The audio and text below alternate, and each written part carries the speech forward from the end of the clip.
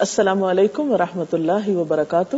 ہماری آج کی گفتگو کا موضوع ہے جنت کے دروازے کھلتے ہیں۔ نحمده ونصلی علی رسولہ الکریم، اما بعد فاعوذ باللہ من الشیطان الرجیم، بسم اللہ الرحمن الرحیم۔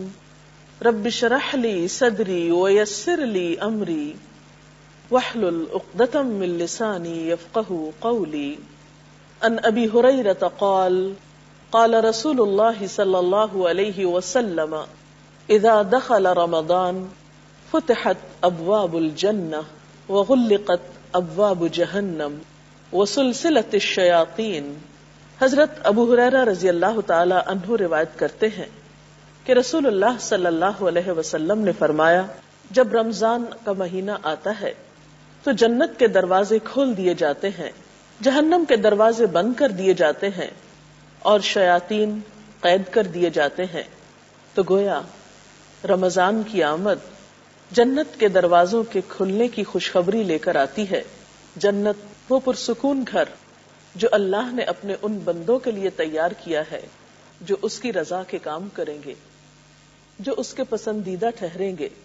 وہ گھر جسے اللہ تعالیٰ کہیں دار السلام کہتے ہیں، سلامتی کا گھر، کہیں دار المتقین کہتے ہیں، تقوی والوں کا گھر، کہیں دار القرار کہتے ہیں، قرار کا گھر، کہیں اس کا نام جنات النعیم ہے، نعمتوں بھری جنت، اور کہیں اسے جنات عدن، سدا بہار جنتیں کہہ کر پکارا گیا ہے۔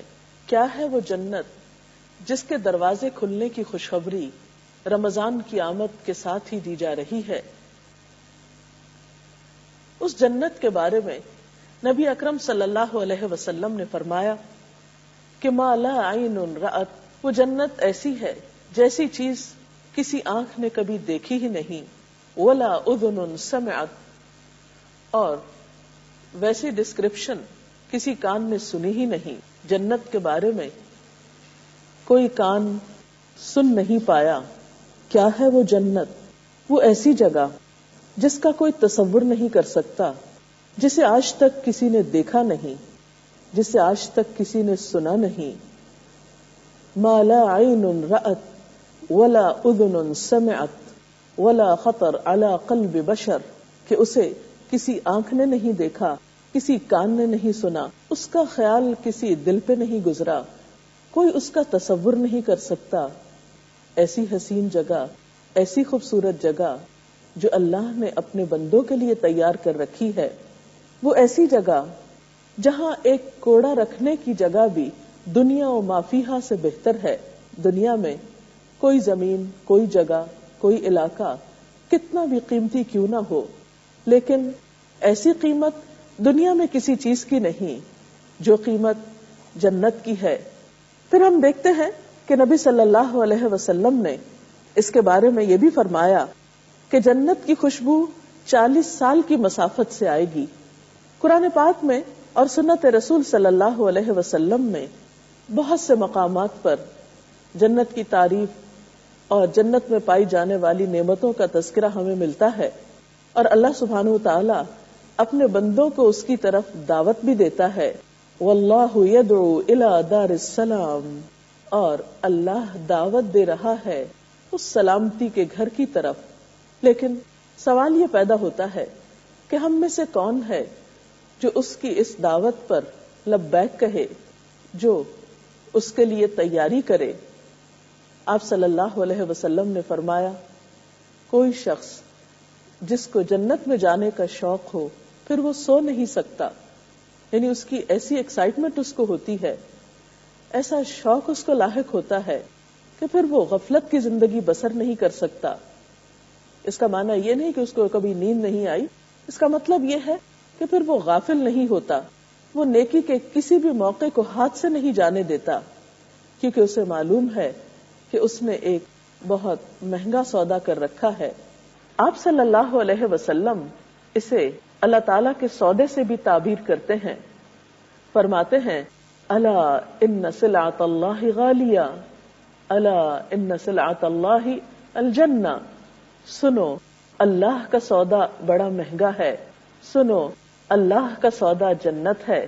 کون ہے جو اللہ تعالی کے ساتھ یہ سودا کر لے، لیکن اس سودے کی شرائط جب تک پوری نہ ہو اس وقت تک اس چیز کا حصول ممکن نہیں۔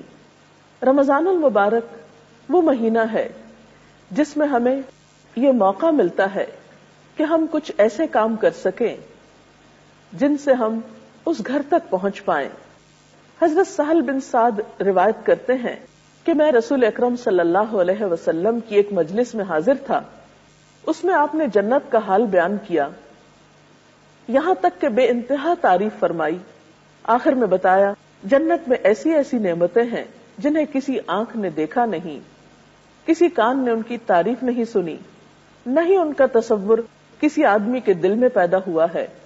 پھر آپ نے یہ آیت تلاوت فرمائی کہ یہ جنت ان لوگوں کے لیے ہے کہ تتجافى جنوبهم عن المضاجع يدعون ربهم خوفا وطمعا ومما رزقناهم ينفقون فلا تعلم نفس ما اخفي لهم من قرة اعين جزاء بما كانوا يعملون۔ یہ جنت ان لوگوں کے لیے ہے جن کے پہلو بستروں سے الگ رہتے ہیں، جو اپنے رب کو عذاب کے ڈر سے اور ثواب کی امید سے پکارتے ہیں، اور جو رزق ہم نے ان کو دیا ہے اس میں سے اللہ کی راہ میں خرچ کرتے ہیں۔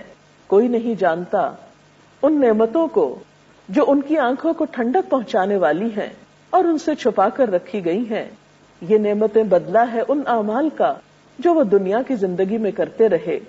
تو گویا جنت کا حصول اس کے لیے جو کوششیں انسان کو کرنا ہے، ان میں اہم ترین چیز رات کی نیند کم کر کے نماز کی ادائیگی ہے، اور رمضان اس کا ایک بہترین موقع ہے جب پورا ماحول ہمیں اس کے لیے سپورٹ کرتا ہے۔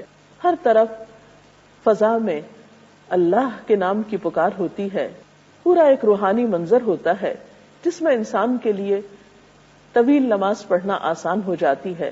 عام دنوں میں رات کو تہجد پڑھنے کے لیے اٹھنا ایک مشکل کام ہے، لیکن رمضان میں تراویح اور طویل نماز اور رات کی نماز نسبتاً ایک آسان کام ہو جاتا ہے۔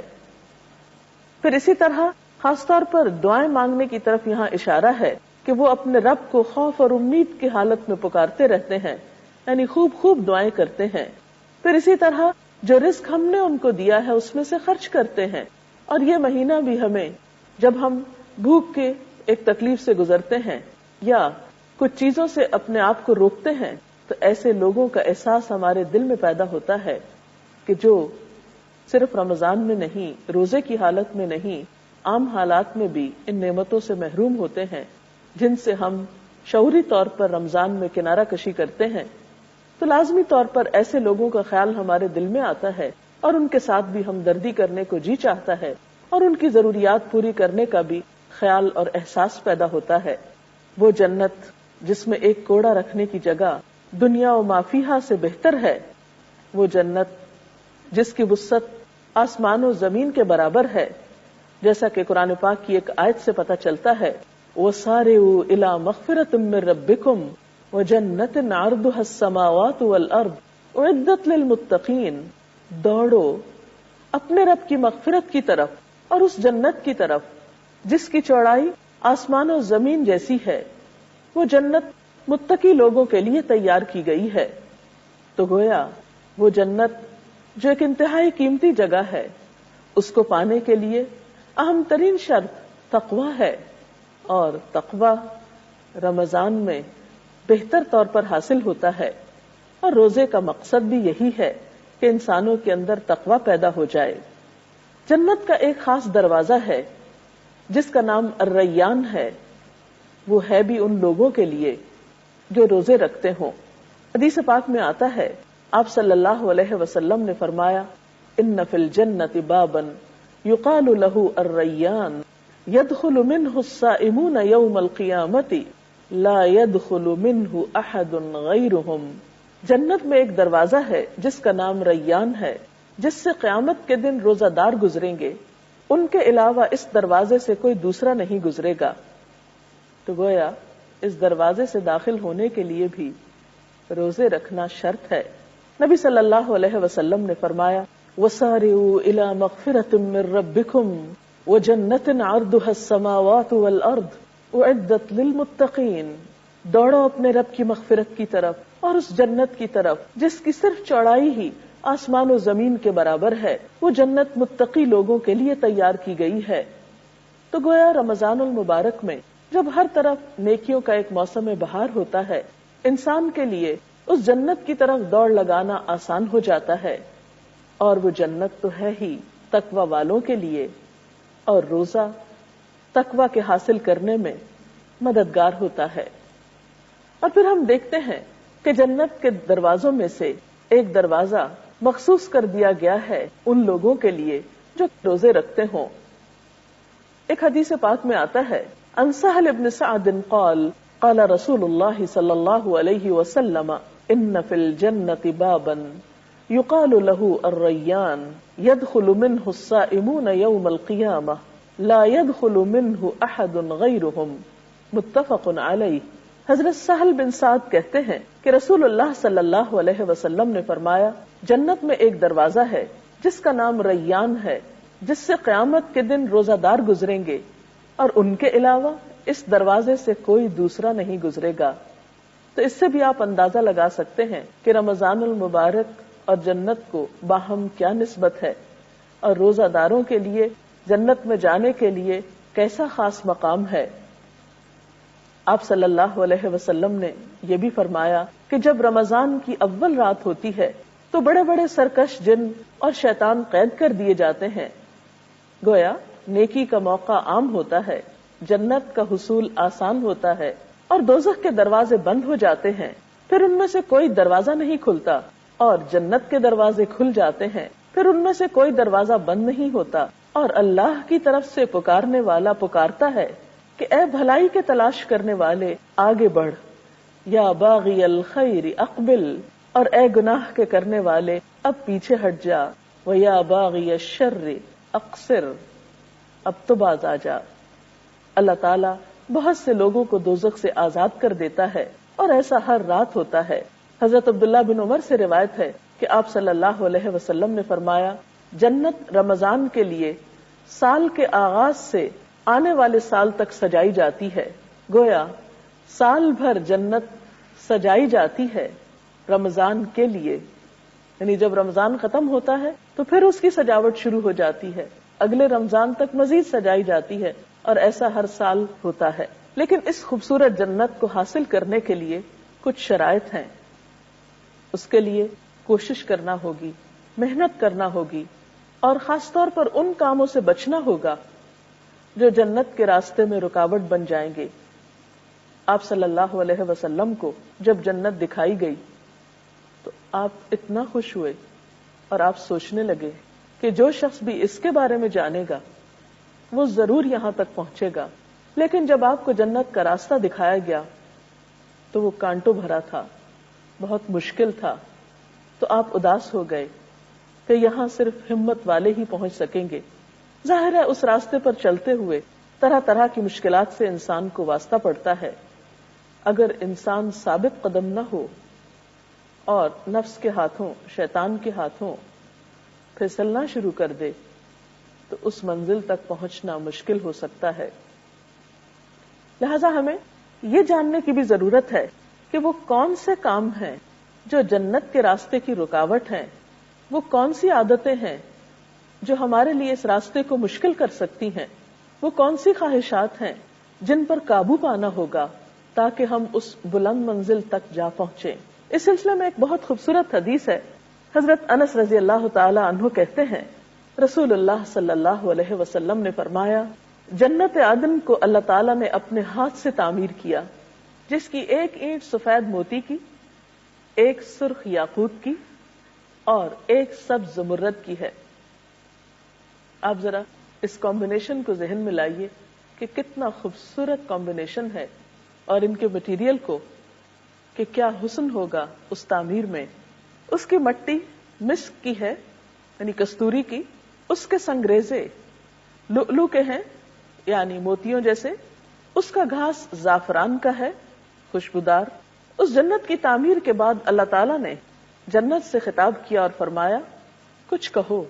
جنت نے کہا، قد افلح المؤمنون، یقیناً فلاح پا گئے ایماندار لوگ۔ پھر اللہ تعالیٰ نے فرمایا میرے جلال اور عزت کی قسم، کوئی بخیل تجھ میں داخل نہ ہو سکے گا، کوئی تنگ دل انسان تجھ میں نہ آ سکے گا۔ پھر رسول اللہ صلی اللہ علیہ وسلم نے یہ آیت تلاوت فرمائی وَمَن يُوقَ شُحَّ نَفْسِهِ فَأُولَٰئِكَ هُمُ الْمُفْلِحُونَ، جو لوگ نفس کی بخیلی سے، دل کی تنگی سے بچا لیے گئے، وہی فلاح پا گئے، کامیاب ہو گئے۔ تو گویا جنت کی وسعتوں کو پانے کے لیے شرط ہے کہ انسان کے دل میں وسعت ہو، انسان دل کی تنگی کا شکار نہ ہو، دوسروں کے لیے وہی چاہے جو اپنے لیے چاہتا ہے۔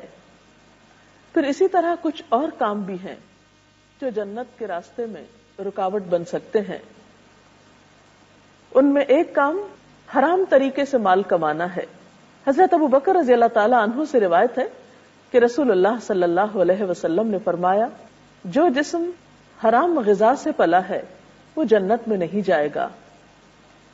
رمضان میں اس بات کی کوشش بھی کرنی چاہیے کہ جس رب کے حکم سے ہم حلال چھوڑ دیتے ہیں اسی کے حکم سے ہم حرام سے بچنا بھی سیکھیں۔ پھر اسی طرح قطع رحمی کرنے والا، رشتوں کو کاٹنے والا بھی جنت میں نہ جا سکے گا۔ حضور صلی اللہ علیہ وسلم نے فرمایا لا يدخل الجنت قاطع، قطع رحمی کرنے والا جنت میں داخل نہ ہو سکے گا۔ اسی طرح اپنی رعایا کو دھوکہ دینے والا حاکم بھی جنت میں نہ جا سکے گا۔ آپ صلی اللہ علیہ وسلم نے فرمایا مسلمان رعیت پر حکومت کرنے والا حاکم اگر اس حال میں مرا کہ وہ اپنی رعیت سے دھوکہ کر رہا تھا تو اللہ تعالیٰ اس پر جنت حرام کر دے گا۔ اس سے پتہ چلتا ہے کہ ایک حاکم کو اپنے عوام کے ساتھ کتنا مخلص ہونے کی ضرورت ہے۔ اسی طرح آپ صلی اللہ علیہ وسلم نے یہ بھی فرمایا کہ لا يدخل الجنت منان ولا عاق ولا مدمن خمر، کہ احسان جتانے والا، والدین کا نافرمان اور ہمیشہ شراب پینے والا جنت میں داخل نہ ہوگا۔ گویا یہ اعمال بھی جنت کے راستے کی رکاوٹ ہیں۔ پھر فرمایا لا يدخل الجنت من لا يأمن جاره بوائقه،